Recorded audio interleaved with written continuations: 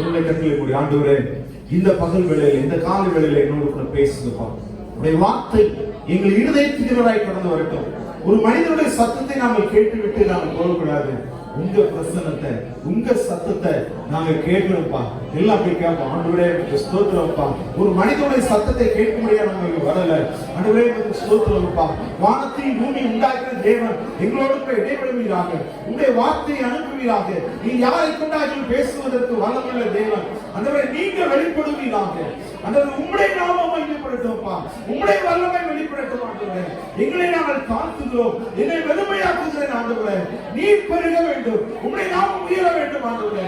நீர் பெருக வேண்டும் ஆண்டவரே. நீர் பெருக வேண்டும் அப்பா.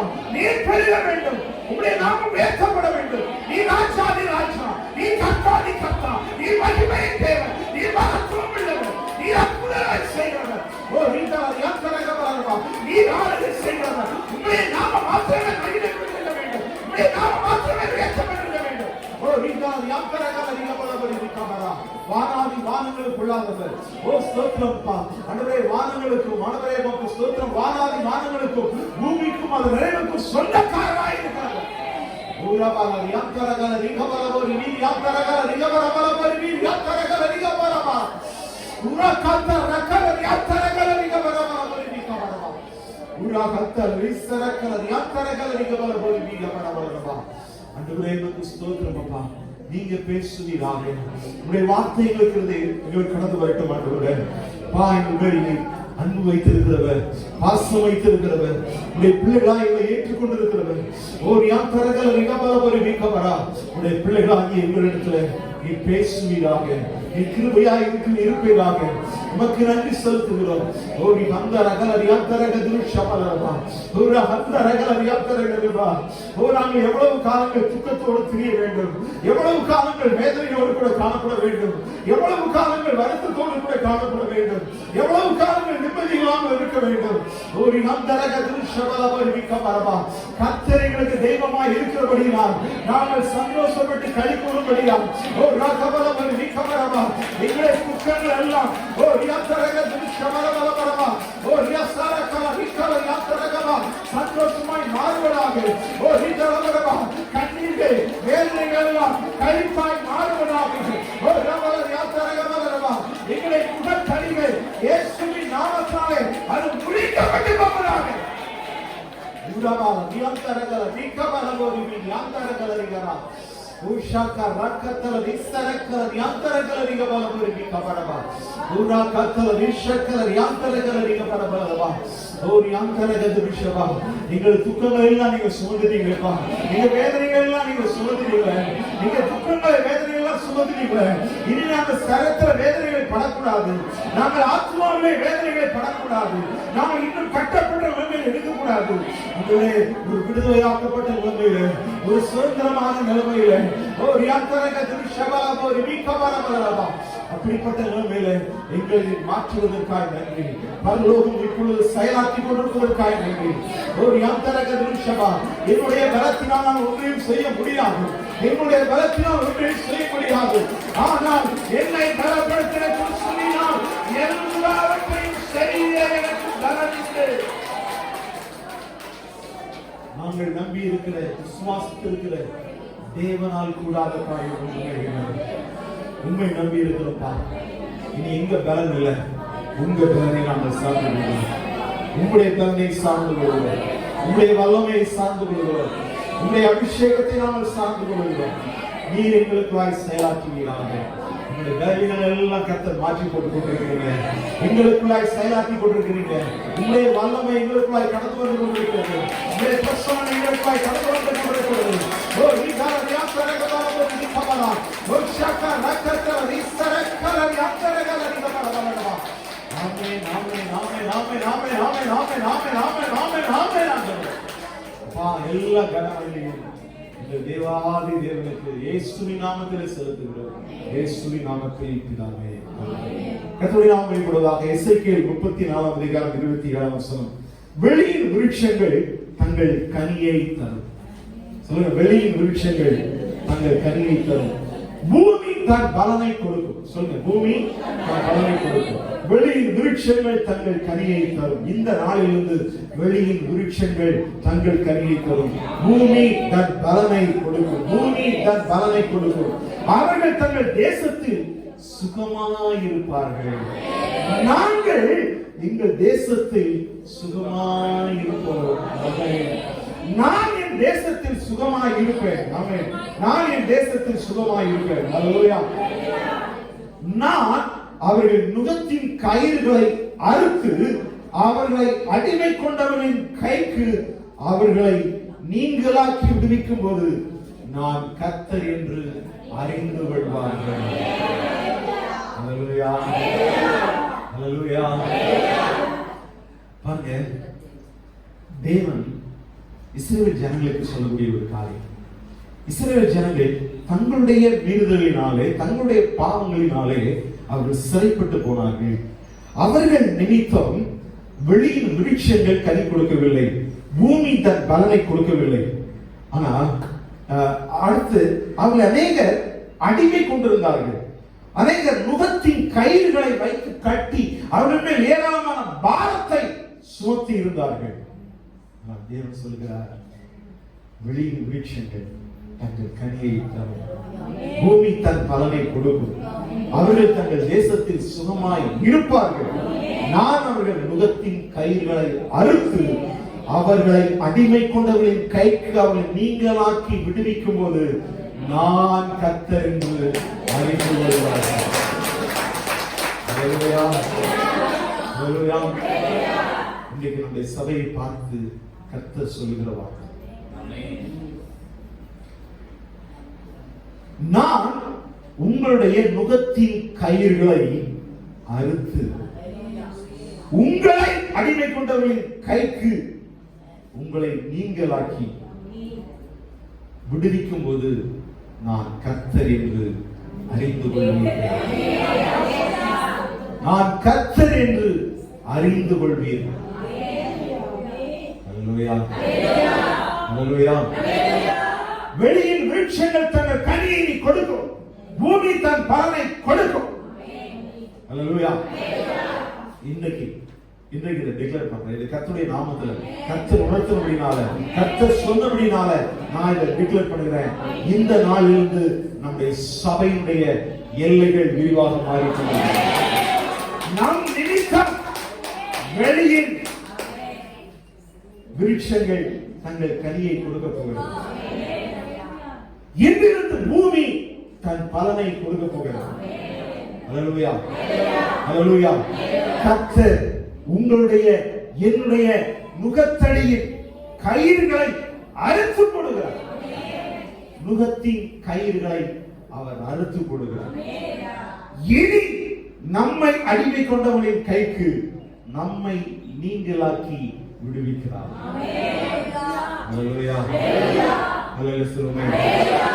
அல்லேலூயா. இன்றைக்கு இந்த தீர்க்க தரிசனம் நிறைவேறுகிறது. நாளிலே கர்த்தர் தெளிவாய் சொல்கிற காரியம், இனி உங்கள் வாழ்க்கையில் இனி சாபம் இருக்காது. உங்களை இனி யாரெல்லாம் இதுவரை அடிமை கொண்டிருந்தார்களோ இனி நீங்கள் அடிமைகள் அல்ல, நீங்கள் சுதந்திரவாளிகள். நீங்கள் சுதந்திரவாளிகள். நீங்கள் சுதந்திரவாளிகள். நீங்கள் சுதந்திரவாளிகள். நீங்கள் இனி யாருக்கும் அடிமை அல்ல. இனி நீங்கள் சுதந்திரம். இனி கடனுக்கு கூட அடிமை கிடையாது. கடன்கள் எல்லாம் இன்னையோடு கூட ஆண்டவர் எடுத்துக்கொள்ளும். அல்லேலூயா. கடன் வாங்கினவன் கடன் கொடுத்தவனுக்கு அடிமைன்னு சொல்லி வேதம் சொல்கிறது. இனி கடன் என்னென்ன கடன் இருக்குதோ இந்த நாளில் உங்க கடன்கள் எல்லாம், அந்த நுகங்கள் எல்லாம் முறிக்கப்படுகிறது. அல்லேலூயா. பாவம் செய்கிறவன் பாவத்துக்கு அடிமை. இனி ஸ்தோத்திரம், பாவம் செய்ய தூண்டுகிற எல்லா காரியங்களும் கயிறுகளை கர்த்தர் அறுத்து கொடுக்கிறார். அல்லேலூயா. அல்லேலூயா. ஆதி முதல் பாவம் செய்கிறவன் அவன் பிசாசானவன். பாவம் செய்ய பண்ணுகிறவன் பிசாசானவன். அவனுடைய கயிறுகள் இருந்ததுனால பிசா என்ன செய்ய முடிந்தது? பாவங்களை செய்ய முடிந்தது. இனி அந்த கயிறுகள் அற்று போகும் பொழுது, அல்லேலூயா. அல்லேலூயா. அல்லேலூயா. ஒரு அசுத்தாவினால் பிடிக்கப்பட்டவன் அவன் குடிகாரனாக, விபச்சாரக்காரனாக, அவன்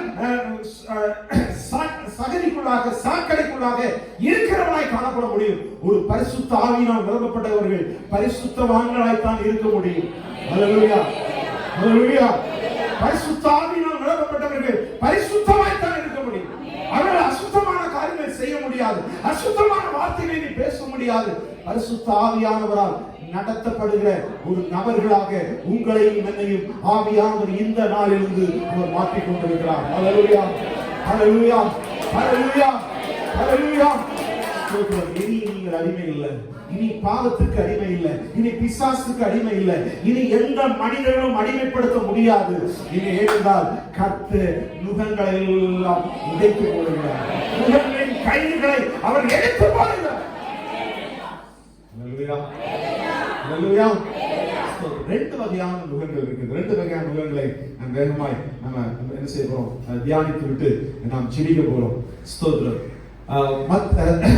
மத்தேயு 11ஆம் அதிகாரம் 29ஆம் வசனத்துல இயேசு சொல்கிறார், நான் சாந்தமும் மனத்தாழ்மையுமாய் இருக்கிறேன், என் நுகத்தை உங்கள் மேல் ஏற்றுக்கொண்டு என்னிடத்தில் கற்றுக்கொள்ளுங்கள், அப்பொழுது உங்கள் ஆத்துமாக்களுக்கு இளைப்பாறுதல் கிடைக்கும். ஹல்லேலூயா. ரெண்டு வகையான நுகங்கள் இருக்கு. யோக், நுகம்.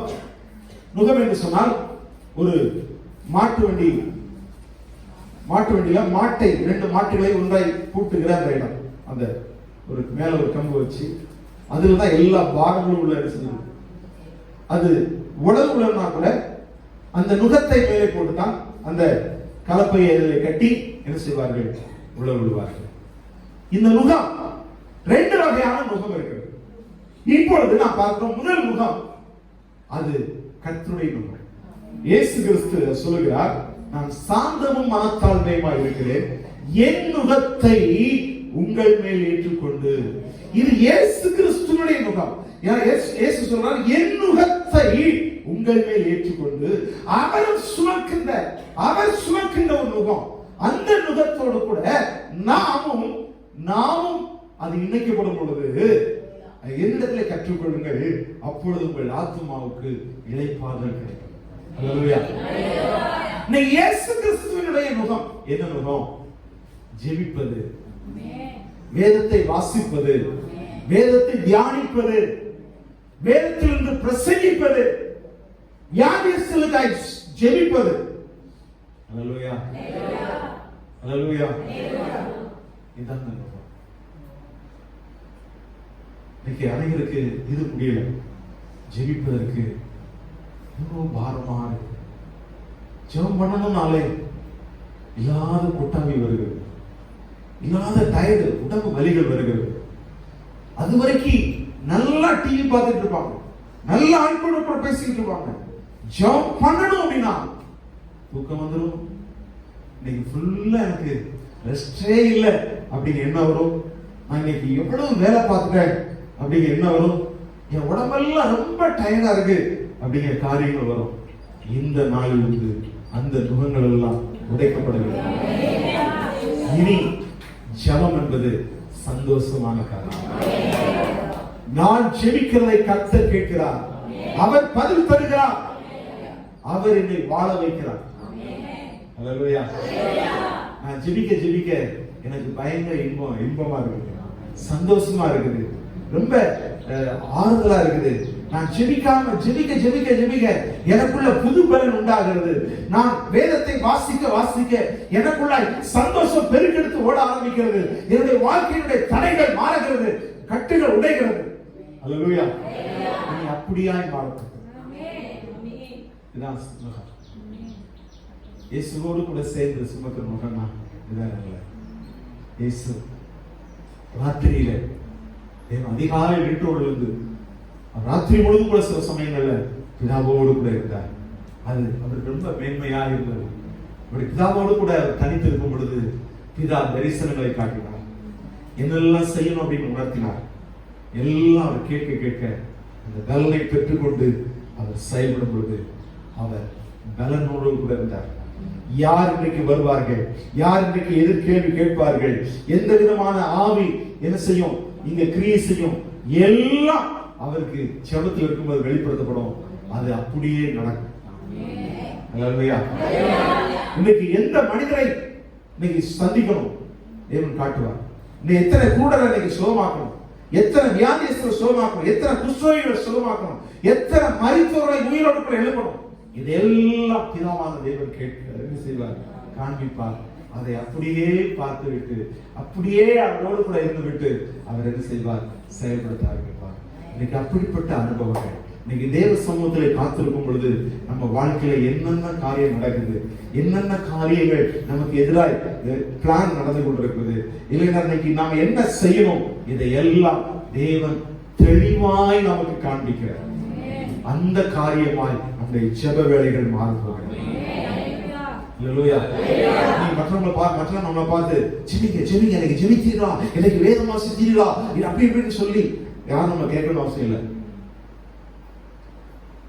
ஏன் ஜெபம் சும்மா தூங்கிட்டே இருக்கிற அப்படின்னு வீட்டுல சத்தங்கள் கேட்க வேண்டிய அவசியம் இல்லை. நீங்களாக ராத்திரியில் எழுந்து நிசப்தமான நேரத்துல கர்த்தரோடு கூட உறவாடுகிறவர்களுக்காக உங்களை அறியாமல உங்களை மற்றவர்கள் உங்க குடும்பத்தில் பார்த்து ஆச்சரியப்படுவார்கள். கும்பகரணமாக தூங்கி இருந்த இந்த மனுஷன், இந்த இவனா மணிக்கணக்காக ஜெபம் நிற்கிறான். அல்லேலூயா, அல்லேலூயா. எழுப்புனா எந்திரிக்கவே மாட்டான். காலையில டிபன் பண்ணி டிபன் செய்து வைத்து எழுப்புனா மத்தியானம் லஞ்சுக்கு எந்திரிக்கிறாள். இப்ப அதிகாலையில் நேரத்தோடு எழுந்திருந்து ஜெபிக்கிறார். அல்லேலூயா. எவ்வளவு இன்பமான காரியம், எவ்வளவு மேன்மையான காரியம். வேத வசனம் எப்படி சொல்லி இருக்கிறது? இதன்படியே நடக்கும் என்று சொல்லி. அந்த பைபிள்ல எந்த அதிகாரம் எங்க இருக்குன்னு தேடிக்கொண்டு வந்த ஆட்கள் இப்ப வசனத்தை அப்படியே சொல்லுகிறார்கள்.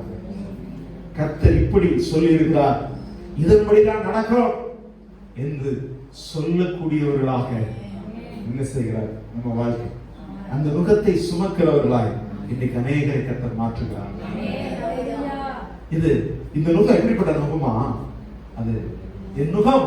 அதுக்கடுத்த வசனம் சொல்லப்படுறது 30வது வசனம், என் நுகம் மெதுவாயும் என் சுமை லகுவாயும் இருக்கும். அல்லேலூயா, அல்லேலூயா. இயேசு கிறிஸ்துவுடைய நுகம், அவர் கொடுக்கிற நுகம் நமக்கு எப்படி இருக்குமா? ரொம்ப மெதுவாய் இருக்கும். சொல்லுங்க, மெதுவாய் இருக்கும். எப்படி இருக்கும்? மெதுவாய் இருக்கும். என்ன எப்படி இருக்கும்? மெதுவா இருக்கும். ஆனா அந்த நுகங்கள் மெதுவா இருக்கும். சும்மா எப்படி இருக்கும்? ரொம்ப லகுவா இருக்கும்.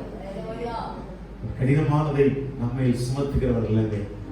நாம் சுமக்க வேண்டியது எல்லாம் அவர் சுமந்து தீர்த்து விட்டு நம்மிடத்தில் எளிமையான காரியங்களை இருந்தது. அல்லேலூயா, அல்லேலூயா. இன்னொரு நுகம் இருக்கிறது. இந்த நுகம் தான் சாத்தானுடைய நுகம். இந்த நுகம் சாத்தானுடைய நுகம். இந்த நுகம் இது பலவிதமான காரியங்களை குறித்து சொல்லப்பட்டிருக்க நுகம். இது ஒரு பலனை கொடுக்காது, மலட்டுத்தன்மையுடைய நுகம். சொல்ல எப்படி சொல்ல, நான் சொல்ற வார்த்தைக்கு நான் சொன்னா, நான் பைபிளோட வார்த்தை அப்படியே சொல்றேன். மலட்டுத்தன்மையான நுகம், கனி கொடுக்க முடியாத ஒரு நுகம். உபாகமம் 28ஆம் அதிகாரம் 45ஆம் வசனத்திலிருந்து நான் சில வசனங்களை வாசிக்கிறேன். உன் தேவனாகிய கர்த்தர் உனக்கு விதித்த அவருடைய கற்பனைகளையும் கட்டளைகளையும் கை கொள்ளும்படி நீ அவர் சத்தத்திற்கு செவி கொடாதபடியினால் இந்த சாதங்கள் எல்லாம் உண்மையில் வந்து நீ அழிய மட்டும் உன்னை தொடர்ந்து பிடித்து உன்னிலும் உன் சந்ததியிலும் என்றைக்கும் அடையாளமாகவும் அற்புதமாகவும் இருக்கும். இந்த அடையாள அற்புதம் என்னன்னா, இது சாபத்தை குறிக்கும். இந்த அடையாள அற்புதம் நன்மை குறிக்கும். இந்த அற்புதம் நம்ம வேற மாதிரி யோசிக்கக்கூடாது. உன்னிலும் உன் சந்ததியிலும் என்றைக்கும் அடையாளமா அற்புதமாக இருக்கும். சகலமும் பரிபூர்ணமாய் இருக்கையில் நீ மனமகிழ்ச்சியோடும் களிப்போடும் உன் தேவனாகிய கர்த்தரை சேவியாமற் போனது நிமித்தம். பாருங்க, சகலமும் பரிபூர்ணமாய் இருக்கும் பொழுது நீ மனமகிழ்ச்சியோடும் களிப்போடும் உன் தேவனாகிய கர்த்தரை சேவியாமற் போனது நிமித்தமும் சகலமும் குறைவுபட்டு பட்டினியோடும் தாகத்தோடும் நிர்வாணத்தோடும் கர்த்தர் உனக்கு விரோதமாய் அனுப்பும் சத்துருக்களை சேவிப்பாய். அவர்கள் உன்னை அழித்து தீரும் மட்டும் இருப்பு நுகத்தடியை உன் கழுத்தின் மேல் போடுவார். சாத்தான் நம்ம மேல நுகத்தை சுமத்துறான்னா அவன் சாதாரணமா வந்து சுமத்த முடியாது. நம்ம இடம் கொடுக்காம, நம்ம வரவழைக்காம, நம்ம கர்த்தருக்கு கீழ்ப்படியாம, நாம் கர்த்தரோடு கூட நுகத்தை சுமக்காமல் இருந்தோம்னா பிசாசுக்கு இடம் கிடைக்குது, சாத்தானுக்கு இடம் கிடைக்குது, சத்துருக்களுக்கு இடம் கிடைக்குது. இன்றைக்கு இப்படிப்பட்ட காரியங்கள் இந்த நுகம், இது நாமே வரவழைத்து விட்ட நுகம், அது இருப்பு நுகம். என்ன நுகம்? இருப்பு நுகம்.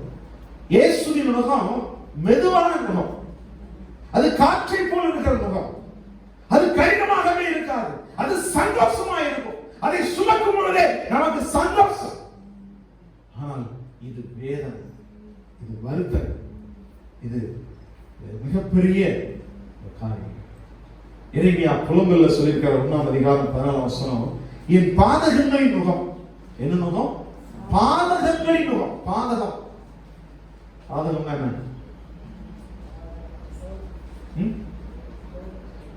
பாதகம் துரோகமா? பாதகம் துரோகங்களின் முகம். சரி, பாதகங்களின் முகம் அவருடைய கையால் கூட்டப்பட்டிருக்கிறது.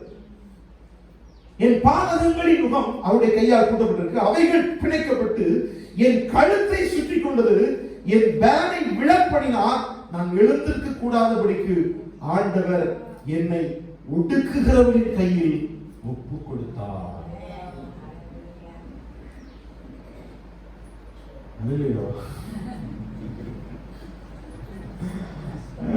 இது வேதனையான காரியங்கள். நாம் கீழ்ப்படியாமல் போனது நிமித்தமாய், நம்முடைய பாதகங்களை பெருகப்படி நிமித்தமாய், பாதகங்களின் முகம் அவருடைய கையால் கூட்டப்பட்டிருக்கிறது. அவைகள் பிணைக்கப்பட்ட என் கழுத்தை சுற்றிக் கொண்டது. என் பலனை விழப்படி நான் எழுந்திருக்க கூடாதபடி ஆண்டவர் என்னை ஒடுக்குகிறவன் கையில் ஒப்பு கொடுத்தார்.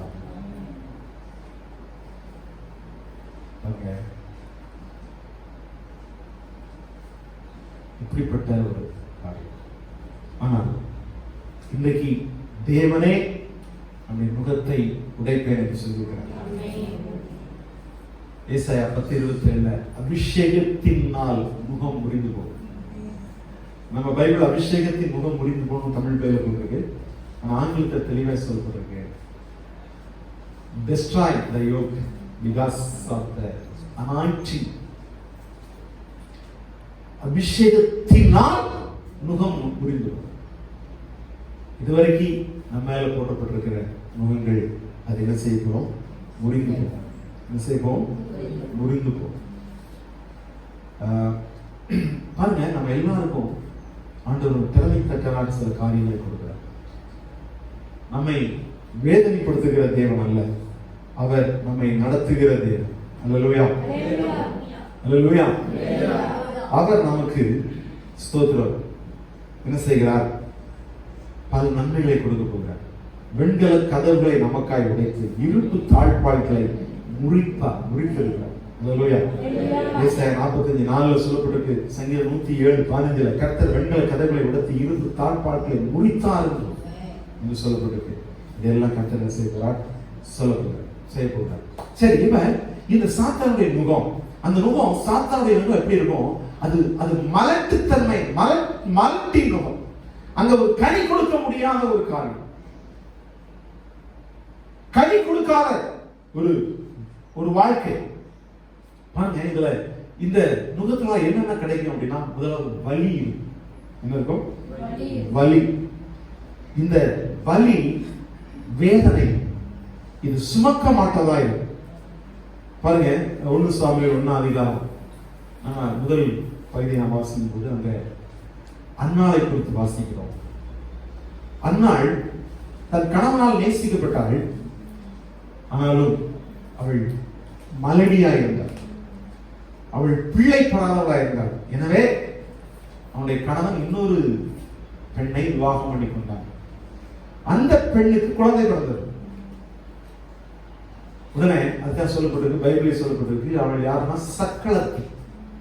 பைபிளில் போட்ட வார்த்தை என்ன வார்த்தை? சக்களத்தி. மனைவி இருக்கும்போது அந்த மனைவி இருக்கிற இடத்தை இன்னொருத்தி வந்து பிடிச்சா, அப்புறம் யாரு? சக்களத்தி. அப்ப அந்த சக்களத்தி இவளை வேதனைப்படுத்துகிறாள். வலி, வேதனை. ஒவ்வொரு வருடமும் இவர்கள் தேவாலயத்துக்கு போகிறார்கள். தேவாலயத்துக்கு போய் மனமகிழ்ச்சியா இருக்கும்படியாய் போகிறார்கள். பாருங்க, அந்த மனிதன் எல்கானா, அண்ணாவுடைய கணவன் எல்கானா அண்ணாவை நேசிக்கிறான். இன்னொரு திருமணம் முடித்த பிற்பாடும் அவளுக்கு குழந்தை பிறந்த பிற்பாடும் இவனை நேசிக்கிறான். அவனை பார்த்து சொல்லுகிறான், நீ என்னுடைய 10 குழந்தைகளை பார்க்க நீ மேலானவள் என்று சொல்கிறான். அவளுக்கு என்ன செய்கிறான்? சாப்பாட்டில 2 மடங்கு கொடுக்கிறான். என்ன செய்யறான்? 2 மடங்கு கொடுக்கிறான். இதை அவள் சக்களத்தி பார்க்கிறாள். பிள்ளை பெறாத உனக்கு 2 மடங்கா? அப்படின்னு சொல்லிட்டு எளிமையான வார்த்தை சொன்னா, இன்னும் அவளுடைய மனது வேதனைப்படக்கூடிய அளவுக்கு, இருதயம் நொறுங்கக்கூடிய அளவுக்கு அவள் என்ன செய்கிறாள்? வேதனைப்படுத்துகிறாள், அதை குற்றி காட்டுகிறாள். இவள் மலடா இருந்தது இவளுடைய காரியமா? இவளுடைய தவறா? இவள் குழந்தை பிறகல, இது இவளுடைய தவறா? ஆனால் நீ மலடி, ஒரு பிள்ளை பெறுவதற்கு உனக்கு லாயக்கில்லை. உனக்கு 2 மடங்கு சாப்பாடு கேட்கல. இவ்வளவு சாப்பிட்டு கொழுத்து போய் நீ குழந்தையே பெற முடியாம இருக்க. அப்படின்னு கேட்கிற அந்த கேள்வினால 2 மடங்கு சாப்பாடு கிடைச்சும் ஒரு வாய் கூட வாயில வைக்க மனம் இல்லாம அதை அப்படியே போட்டு விட்டு அவள் அழுது கொண்டு போகிறாள். இது ஒவ்வொரு வருஷமும் நடக்கிற காரியம். அந்த 7ஆம் வசனம் சொல்லப்பட்டிருக்கு, அவள் கர்த்தருடைய ஆலயத்திற்கு போகும் சமயத்தில் அவன் வருஷந்தோறும் அந்த பிரகாரம் செய்வான். இவள் அவளை மனமடிவாக்குவாள். அப்பொழுது அவள் சாப்பிடாமல் அழுது கொண்டிருப்பாள். ஒவ்வொரு வருஷமும் நடக்குது. ஏதோ ஒரு நாள் நடந்த காரியம் இல்லை, ஏதோ 2 நாள் நடந்த காரியம் இல்லை, வருஷம் நடந்துகிட்டு இருக்கு. அது எங்க வந்து? தேவ சமூகத்துல, தேவாலயத்துக்கு போற இடத்துல இப்படிப்பட்ட காரியம், வேதனை. அழுது கொண்டே இருந்தார். இந்த நாள் முழுவதும் எத்தனை நாள் இருந்தாங்களோ அத்தனை நாள் சாப்பிடாமலே அழுது கொண்டிருந்தார். பாருங்க, வலி, இந்த வேதனை நினைக்கும் அந்த பலன் கொடுக்காத நிமித்தமா ஏற்படுகிற வலி இருக்கிறது. அந்த வேதனை ரொம்ப கொடூரமானது. நமக்கு கிடைக்காட்டாலும் பரவாயில்ல, அதை சொல்லி சொல்லி காட்டுகிற தன்மை இருக்குது. அதுக்குன்னே ஏற ஒரு சில ஆட்களை பிசாசு நியமிச்சுக்கோம். நம்ம மறந்து போனாலும் அதை ஞாபகப்படுத்துவதற்காக சிலரை நியமித்து விட்டு அதை குத்தி காட்டுவதற்காக, அதுவும் பட்டய குத்துகளை போல பேசுகிறவர்கள் இருக்கிறார்கள் என்று சொல்லியிருக்கிறார். அந்த மாதிரி பட்டய குத்து போல எந்த நேரத்தில் எப்படி எந்த ஊசி வச்சு குத்தம், எது நல்லா வலியை கொடுக்கும் அப்படி தெரிஞ்சு அதுக்கு ஏற்ற ஆட்கள் அல்ல. அந்த வலி, அந்த வேதனை அது ரொம்ப கொடூரமா இருக்கும். இது இந்த இன்சல்ட் பண்றது, மோக்கடு, அதை அவங்கள அப்படி வேதனைப்படுத்த, நகைக்கிறது, அவங்கள கேலி பண்றது, அவர் கேவலமா பேசுறது, அவங்களை அப்படியே எந்த அளவுக்கு இன்சல்ட் பண்ண முடியுமா அவங்களை விசனப்படுத்துறது. கர்த்தர் அவளுக்கு அற்பத்தை அளிக்க முடியுமா? அவளுடைய சக்களத்தி அவள் துக்கப்படும்படியாக அவளை மிகவும் விசனப்படுத்துவோம். 6ஆம் வசனம் சொல்லப்படும். பாருங்க, இந்த வலியினால அழுகை, இந்த அழுகை வேதனை, இந்த வலியினால அழுகை பாருங்க, இந்த அழுகையை கர்த்தர் துடைப்பேன் என்று சொல்லியிருக்கிறார். அல்லேலூயா. அடுத்ததாக இவருடைய வாழ்க்கையில ஒரு மிகப்பெரிய ஒரு நெருக்கம், ஒரு இழுப்பு, ஒரு ஸ்ட்ரெயின், ஒரு அதிகமான வேதனை, அதாவது வலி இருக்குது. அதை நினைச்சு எனக்கு ஏன் குழந்தை இல்லாம போச்சு, நான் ஏன் இவன்கிட்ட போய் இப்படிப்பட்ட ஒரு வார்த்தை வாங்கணும், நான் ஏன் இப்படிப்பட்ட ஒரு காரியங்கள் பெறணும் அப்படின்னு சொல்லி அவள் அதை நினைத்து அதன் மூலமா ஏற்படுகிற ஸ்ட்ரெயின் என்ன சொல்லலாம்? அழுத்தம். இழுப்பு, அதாவது என்ன சொன்னா அது விசாரம், இப்படி நிறைய வார்த்தை இருக்காது. ஸ்ட்ரெயின், அதாவது ரொம்ப ஸ்ட்ரெயின் ஆகுது அப்படின்னு சொல்லுவாங்க. அது சில இடங்கள்ல ரொம்ப வலி அதிகமாகுது, ரொம்ப ஸ்ட்ரெயின் பண்ணாங்க, ரொம்ப ஸ்ட்ரெயின் பண்ணி நடக்காது அப்படிலாம் சில காரியங்கள் சொல்லுவோம். அப்ப இவளுக்கு என்ன செய்யுது, வாழ்க்கை எளிதாய் போக வேண்டிய வாழ்க்கை கடினமாய் ஸ்ட்ரெயின் பண்ண வேண்டிய சூழ்நிலையாய் ஒரு சாதாரண ஒரு நாளை கடத்துவதற்கு அவள் எவ்வளவோ காலங்கள் ஆனது போல. சந்தோஷமா இருந்தா பாருங்க, நமக்கு பல மணி நேரம் சில நிமிடங்களை போன மாதிரி தெரியும். ஆனால் கடினமா இருக்கும்போது சில நிமிடங்களே பல மணி நேரம் ஆன மாதிரி தெரியும் பாருங்க. அப்படி அவளுக்குள்ள ஒரு வேதனையான ஒரு காரியம். அந்த 1 சாமுவேல் 1:8 அவள் புருஷனாகி எல்கானா அவளை பார்த்து, அன்னாலே ஏன் அழுகிறாய், ஏன் சாப்பிடாது இருக்கிறாய், ஏன் சஞ்சலப்படுகிறாய், 10 குமாரை பார்க்கும் நான் உனக்கு அதிகம் அல்லவா அப்படின்லாம் சொன்னான். சொன்னவன் சக்களத்தியை கட்டாம இருந்துக்கலாம்ல. வாய்ட்ட சொல்றதெல்லாம் இன்னைக்கு இனிப்பா பேசுவாங்க, இனிப்பா பேசுவாங்க. ஆனா செயலோ எட்டிக்காய் போல. பிரச்சனை என்னது, இவன் இன்னொருத்தையும் கெட்டனால பிரச்சனை வந்துச்சு. அதனால உண்மையா நேசித்திருந்தான்னா 10 குமாரனை பார்க்கணும், நீதான் எனக்கு அதிகம் அப்படின்னு சொன்னவன் இன்னொரு குழந்தை வேணும்னு சொல்லித்தான இன்னொருத்தையும் கெட்டினான். இன்னைக்கு சிலர்லாம் அப்படியே அன்பா தேன் ஒழுங்க பேசுவாங்க. நான் உங்க மேல உயிரே வைத்திருக்கிறேன், உங்களை நான் அவ்வளவு நேசிக்கிறேன், நான் உங்களுக்காக எதையும் செய்வேன் அப்படியெல்லாம் வாய்ட்ட சொல்லிட்டு செயல்கள்ல எந்தெந்த அளவுக்கு வேதனைப்படுத்த முடியுமா தான் காரியம். இன்னைக்கு ரிலேஷன்ஷிப் உறவு முறையே இதா இருந்தது. இன்னொருத்தியை தன் கணவன் விவாகம் பண்ண அப்படின்னால இவள் நினைத்த நேரத்துல தன் கணவனை இவள் கூப்பிட முடியாது. இவளுக்குள்ளாய் இந்த சமயத்துல எப்படி என்ன மூடல் இருக்கிறார் அவளுக்கு தெரியாது. அவள் அந்த உறவு முறை, கணவன் மனைவிங்க உறவு முறை ரொம்ப முக்கியமான உறவு முறை. இதற்கு இடையில யாரும் வர முடியாத ஒரு உறவு முறை. ஆனா அந்த உறவு முறையில இன்னொரு நுழைந்ததுனால இவளுடைய அந்த அந்த உறவு முறையே ரொம்ப ஸ்ட்ரெயின் ஆயிடுச்சு, ரொம்ப கடினமாய் மாறிடுச்சு. அப்படியே வாய்ட்ட நல்ல வார்த்தைலாம் பேசுறாங்க, அந்த செயல் என்ன பண்ணிட்டாங்க அப்படி. அந்த 5ஆம் வசனம் சொல்லப்பட்டிருக்கு, அன்னாளை சிநேகித்தவரை அவளுக்கு ரெட்டிப்பான பங்கு கொடுக்கும். சாப்பாடுல 2 மடங்கு கொடுத்து என்னையா பிரயோஜனம்?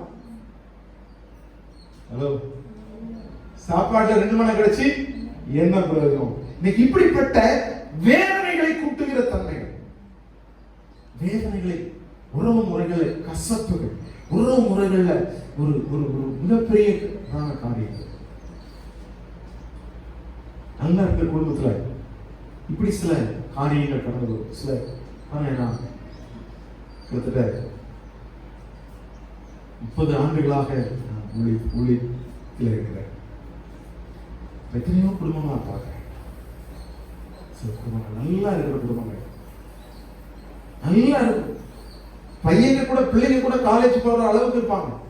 ஆனா அந்த சமயத்துல ஒருத்தி உள்ளே என்றாவா அது நிமித்தம் அந்த குடும்பம் சின்ன பின்னமாய், அந்த வாழ்க்கையே நரகமாய் மாறி போகிற குடும்பங்களை நான் பார்க்கிறேன். அவர்களுக்கு எப்படி பதில் ஆறுதல் சொல்வது தெரியாது. இது சத்துரு கொண்டு வருகிற காரியம். நல்லா இவ்வளவு நல்ல நேசமா இருக்கிறாங்க, ஏன் இப்படி ஒரு காரியம் நடந்துச்சு? சில குடும்பங்களை பார்த்தா கணவன் மனைவி அவ்வளவு அந்யோன்யமா இருப்பாங்க. ஆனா அவங்களுக்கு இடையில ஒரு காரியம் வந்த பிற்பாடு அப்படியே அவங்க கீரியும் பாம்புமா, எலியும் பூனையுமா அப்படி இருக்க ஆரம்பிப்பாங்க. அதெல்லாம் பார்க்கும் பொழுது மிகப்பெரிய வேதனையா அவங்களுடைய வாழ்க்கையில இப்படிப்பட்ட வேதனை. இதே போலதான் இந்த யோக், இந்த நுகம், சாத்தானுடைய முகம் வலியை மாத்திரம் இல்ல, ஸ்ட்ரெயினையும் கொடுக்கும். ரொம்ப அதாவது உடம்பு வலியை கூட நம்ம சகிச்சுக்கலாம், மனசுல ஏற்படுகிற அந்த பாரம் அது ரொம்ப வேதனையான காரியம். அது மாத்திரமல்ல, ஃப்ரூட்லெஸ் எஃபெக்ட், அதாவது என்ன செஞ்சாலும் என்ன பிரயாசப்பட்டாலும் ஒரு கனியை எதிர்பார்க்க முடியாது, அப்படிப்பட்ட ஒரு வேதனை. பாருங்க, இவள் குழந்தை கிடைப்பதற்காக என்னென்ன முயற்சி எடுத்தாச்சு, என்னென்ன ட்ரீட்மெண்ட் இருக்கோ எல்லாம் பண்ணியாச்சு, ஒண்ணும் கிடைக்கும். சில சமயங்களில் நம்ம படுற பாடுகள், பிரயாசங்கள், பிரயாசத்திலேயோ வேலைகளையோ குறைபடல, ஆனால் பிரயாசப்பட்டு பலங்கள். ராத்திரி முழுவதும் பேதர் மீன் பிடித்தான். அவனுக்கு இருந்த எல்லா டெக்னிக்கும் அவனுடைய அப்பா மூலமா கற்றுக்கொண்ட, தாத்தா மூலமா கற்றுக்கொண்ட, நண்பர்கள் மூலமா கற்றுக்கொண்ட என்னென்ன டெக்னிக் இருக்குதோ எல்லாத்தையும் உபயோகப்படுத்தான். ஆனா ஒரு மீன் கூட கிடையாது. அவ்வளவு வேதனை, அவ்வளவு வேதனை. அது பலன் இல்ல, அவ்வளவு உழைச்சி பலன் இல்லை. ஆனா எப்படி இருக்கு? ஒரு விவசாயி தன்னுடைய பயிருக்காக அவர்கள் எவ்வளவோ காரியங்களை செய்து செய்து செய்து செய்து தேவையான உரம் போட்டு, தேவையான பூச்சி களை எடுத்து, பூச்சி மருந்து அடித்து, நல்ல தண்ணி பாய்ச்சி, சில சமயம் தண்ணி போர்ல இல்லைன்னா அது விலைக்கு வாங்கி ஊத்தி என்னென்னமோ காரியங்களை பண்ணி அதுக்கு பலன் கிடைக்கலன்னா எப்படி பாருங்க. நான் இதுக்கு என்னென்னமோ செய்து பார்த்துக்கிறேன், நான் ஒண்ணும் கிடையாது, பலன் இல்லாமல் போறது. அது ரொம்ப வேதனையான காரியம். இதுதான் சாத்தானுடைய முகம். இது செய்யறது நம்ம எவ்வளவோ பிரயாசப்பட்டோம், பலனே கிடைக்காமல் போக பண்ணுகிற அந்த தன்மைகள் பேதுருடைய வாழ்க்கையில் அதான் நடந்துச்சு. சொல்றாரு ஏசாயா 65:23, இனி அவர்கள் விருதாவாக உழைப்பதில்லை, அவர்கள் துன்பம் உண்டாக பிள்ளைகளை பெறுவதில்லை, அவர்களும் அவரோடு கூட அவர்கள் சந்தானமும் கர்த்தராலே ஆசீர்வதிக்கப்பட்ட சந்ததியாயிருப்பார்கள். அல்லேலூயா. சங்கீதம் 128:2, உன் கைகளின் பிரயாசத்தை நீ சாப்பிடுவாய், உனக்கு பாக்கியமும் நன்மையும் உண்டாயிருக்கும். அல்லேலூயா, அல்லேலூயா. தேவன் கொடுக்கிற ஆசீர்வாதம் அப்படியே மேன்மையான ஆசீர்வாதம். ஆனா பிசாசு கொடுக்கிற காரியம் அப்படியே என்ன நடக்குது பாருங்க. உபாகம் 28:33, உன் நிலத்தின் கனியும் உன் பிரயாசத்தை பலனையும் நீ அறியாத ஜனங்கள் புசிப்பார்கள், நீ சகல நாள் ஒடுக்கப்பட்டு நொறுக்கப்பட்டு இருப்பாய், மிகுந்த விதை வயலுக்கு கொண்டு போவாய், கொஞ்சம் இருப்பாய், வெட்டுக்கிளி அதை பட்சித்துக் கொடும், திராட்சத்துடன் நாட்டி பயிரிடுவாய், ஆனாலும் நீ திராட்சை குடிப்பதும் இல்லை, திராட்சை பழங்களை சேர்ப்பதும் இல்லை, பூச்சி அதை தின்று போடும். இதெல்லாம் அது செஞ்சுடும். ஆனா கலாத்தியர் 3:13 சொல்லப்பட்டிருக்கு, மரத்திலே தூக்கப்பட்ட எவனும் சபைக்கு உடன் எழுதியிருக்கிறபடி கிறிஸ்து நமக்காக சாபமாகி நியாயப்பிரமாணத்தின் சாபங்கள் எல்லாம் நம்மை மீட்டுக் கொண்டார். அல்லேலூயா. நியாயப்பிரமாணத்தின் தேவன் எதெல்லாம் நீ இதை செய்யலாம் என்னென்ன நடக்கும் அப்படின்னு சொல்லி சொன்னாரோ அதை அவர் தன் பிள்ளைகளுக்கு கொடுக்க மாட்டார். ஆனா பிசாசு என்ன செய்வான்? அதை ஞாபகப்படுத்தி, ஆண்டவரே இவங்க இப்படி கீழ்ப்படியலனா இதை செய்யணும்னு சொல்லிருக்கீங்களே, இது நடக்கணும், இதுக்கு நான் எனக்கு உத்தரவு கொடுங்கன்னு சொல்லி அவர் என்ன செய்கிறான்?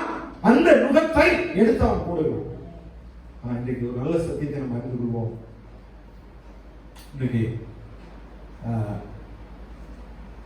நம்முடைய தேவன் இயேசு கிறிஸ்து நியாயப்பிரமாணத்தினால் வருகிற எல்லா சாபத்தையும் அவர் தன்மையிலே ஏற்று சுமந்து தீர்ப்பு விட்டார்.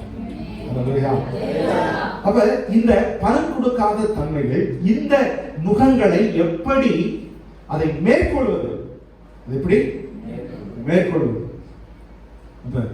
நம்ம இனி நம்ம வாழ்க்கையில இந்த ஒரு காரியம், தேவனுக்குரிய காரியம், தேவனுக்குன்னு செயல்படுகிற ஒவ்வொரு காரியமும் சந்தோஷமாய் மாறப்போகிறது. அல்லேலூயா, அல்லேலூயா. அப்ப ஒரே ஒரு காரியம் தான், இது மாறுவதற்கு ஒரே ஒரு வழிதான், இயேசு மாத்திரம்தான். இது எல்லாத்துக்கும் ஆன்சர் ஒரே ஒரு காரியம், இயேசுவை நாம் உறுதியாய் பிடித்துக் கொண்டால், உறுதியாய் விசுவாசித்தால் போதும். இயேசு நம் சாபங்களை எல்லாம் அவர் சுமந்து தீர்த்து விட்டார். அவர் நமக்கு அவர் முகத்தை அவர் முறித்து போடுகிறவராய் இருக்கிறார். அல்லேலூயா, அல்லேலூயா சொல்லுங்க. அல்லேலூயா. முகத்தை அவர் முறித்து போடுகிறவராய் இருக்கிறார். அல்லேலூயா, அல்லேலூயா. அவர் வெண்கல கதவுகளை உடைத்து இரும்பு தாழ்பாள்களை முறிக்கிற தேவன். அல்லேலூயா, அல்லேலூயா. ஸ்தோத்திரம். பாருங்க, ஏசாயா 49:24 இருந்து நான் வசனத்தை வாசிக்கிறேன். பராக்கிரமன் கையிலிருந்து கொள்ளை பொருளை பறிக்க கூடுமோ, அல்லது நீதியாய் சிறைப்பட்டு போனவர்களை விடுவிக்க கூடுமோ என்றாலும், இதோ பராக்கிரமமாக சிறைப்படுத்தப்பட்டவர்கள் விடுவிக்கப்படுவார்கள், பலவந்தால் கொள்ளையிடப்பட்டதும் விடுதலையாக்கப்படும். உன்னோடு வழக்காடுவர்கள் நான் வழக்காடி உன் பிள்ளைகளை ரட்சித்துக் கொள்வேன், உன்னை ஒடுக்கிறவருடைய மாம்சத்தை அவர்களுக்கே தின்னு கொடுப்பேன். மதுபானத்தால் வெறி கொள்வது போல தங்களுடைய ரத்தத்தினால் வெறி கொள்வார்கள். கர்த்தரும் யாக்கோபின் வல்லவருமாகி நானும் ரட்சகரும் மீட்பருமாய் இருக்கிறதை மாம்சமான யாவரும் அறிந்து கொள்வார்கள் என்பதை கர்த்தர் சொல்லுகிறார். அல்லேலூயா, அல்லேலூயா, ஹல்லேலூயா. இதுவரை உங்களை ஒடுக்கினவர்களுக்கு அவர்கள் மாம்சத்தை நான் திங்க கொடுப்பேன் என்று நான் சொல்றேன். பராக்கிரமம் கையிலிருந்து கொள்ளை பொருளை பறித்து கொடுக்கும், நீதியாய் சிறைப்பட்டு போன விடுவிக்க கொடுக்கும். பாருங்க, நம்ம செய்த தவறுகளால் தான் நமக்கு தண்டனை வந்தது. பிசாசு ஒரு காரியத்தை செய்யறான்னா, ஏதோ அவன் அநியாயம் ஒன்று செய்யல, நம்ம எந்தெந்த காரியம் மீறணுமோ அதை உடனடியாக தேவனுடைய சமூகத்தை எடுத்துக்கொண்டு போய் இவன் இதுல மீறி விட்டார்கள், எந்த மீறினா நீங்க தானே சொல்லிருக்கீங்க இந்த தண்டனை கொடுப்பேன்னு சொல்லி, அப்ப இவங்களுக்கு இந்த தண்டனை வரணும்னு சொல்லி அதை கொடுத்தவன் தான் அந்த பிசாசு. அவன் பலம், அவன் என்ன செய்யலாம், நியாயப்படி அந்த காரியங்களை செஞ்சிருக்கிறான். நீதியாக சிறைப்பட்டு போனவர்கள் நம்மள யாரும் எப்படி சிறைப்பட்டு போல, அநியாயமா சிறைப்பட்டு போல, நீதியாக சிறைப்பட்டு போனவர்கள், நாம் செய்ய தவறின காரியத்திற்காக சிறைப்பட்டு போனவர்கள். ஆனாலும் நான் சொல்கிறார், இந்த பராக்கிரம சிறைப்பட்டவர்களும் விடுவிக்கப்படுவார்கள், பலவினால் கொள்ளையிடப்பட்டதும் விடுதலையாக்கப்படும். உன்னுடைய வழக்காடுகளோடு நான் வழக்காடி உன் பிள்ளைகளை ரட்சித்துக் கொள்வேன். உன்னை ஒடுக்கினருடைய மாம்சத்தை அவர்களுக்கே தின்னு கொடுப்பேன். மதுபானத்தால் வெறி கொள்வது போல தங்களுடைய ரத்தத்தினால் வெறி கொள்வார்கள். கர்த்தரும் யாக்கோபின் வல்லவருமாகிய நான் ரட்சகரும் உன் மீட்பருமாய் இருக்கிறதை மாம்சமான யாவரும் அறிந்து கொள்வார்கள். இன்னைக்கு மாம்சமான யாவரும் எதனால ஸ்தோத்திரம், நம்முடைய தேவன் யாருன்னு அறிந்து கொள்வாங்க. நாம் மீட்கப்படும் பொழுது, நாம் விடுதலையாக்கப்படும் பொழுது, நாம் கட்டப்பட்டிருக்கும் பொழுது, நாம் பலன் கொடுக்காமல் இருக்கும் பொழுது தேவனுடைய நாமம் மகிமைப்படாது. நாம் விடுதலையாக்கப்படும் பொழுது அவருடைய நாமம் மகிமைப்படாகும். ஹல்லேலூயா, ஹல்லேலூயா. மாம்சமான யாவரும் ஸ்தோத்திரம் நம்முடைய சர்வ வல்லவராகிய தேவனை அறிந்து கொள்வார்கள். எப்படி அறிந்து கொள்வார்கள்? நம்மோடு கூட இருக்கிற தேவன் எப்படி அறிந்து கொள்வார்கள்? நாம் விடுதலையாக்கப்படும் பொழுது, நாம் விடுதலையாக்கப்படும் பொழுது அறிந்து கொள்வார்கள். என்னை விடுதலையாக்குவதற்கு ஒரே ஒருவர் தான், இயேசு கிறிஸ்து தான். அவர்தான் வழி. அவர் அல்லாமல் நமக்கு விடுதலை கிடையாது. எனவே நாம் நியாயமாய்த்தான் தண்டிக்கப்படுகிறோம். நியாயமாய்த்தான் நம்முடைய வாழ்க்கையில பல காரியம் நடந்திருக்குது. ஆனா இப்ப நியாயமாவே நம்ம செயல்பட்டு போனாலும் அதையும் விடுவிப்பதற்காக நாம் செலுத்த வேண்டிய காரியத்தை எல்லாம் அவர் செலுத்திவிட்டு நமக்காக பலியாக இருக்கிறார், நம்மை மீட்டுக் கொண்டிருக்கிறார். அப்படியே கண்களை மூடி தேவன் நோக்கி பார்ப்போம். நல்ல பிதாவே, பாவத்துக்கு ஸ்தோத்திரிக்கிறோம். இதுவரை நாங்கள் பல நுகங்களை சுமந்திருக்கிறோம்ப்பா, மலட்டுத்தனமான நுகங்களை சுமந்திருக்கிறோம். அந்த நுகத்தின் மூலமாய் வலிகள், எங்களுக்கு மிகப்பெரிய வேதனைகள், எங்க உறவுகளிலே பலவிதமான அந்த வேதனைகள் எங்களுக்கு கடந்து வந்துச்சு. ஒரு கனி இல்லாத ஒரு வாழ்க்கை, கனி கொடுக்க முடியாது, எவ்வளவு பிரயாசப்பட்டோம், ஒரு பலன் இல்லாத ஒரு வாழ்க்கை எங்களுக்குள்ளாய் இந்த நுகத்தினால் கடந்து வந்துச்சு. ஆனால் இன்றைக்கு என் தேவன், ஆண்டவரே இயேசுவே, நீர் எங்கள் நுகத்தை எல்லாம் முடித்துக் போடுவதற்காக நன்றி அப்பா. நீர் எங்கள் தேவன் என்பதை மற்ற மாம்சமான யாவரும் அறிந்து கொள்ள முடியாது. கர்த்தர் எங்களுக்காக செய்வதற்காக நன்றி, நன்றி, நன்றி ஆண்டவரே. நமக்கு ஸ்தோத்திரம், ஸ்தோத்திரம், ஸ்தோத்திரம். நம்மளே கூட ஒருவர் ஜெபம் பண்ணுவாங்க.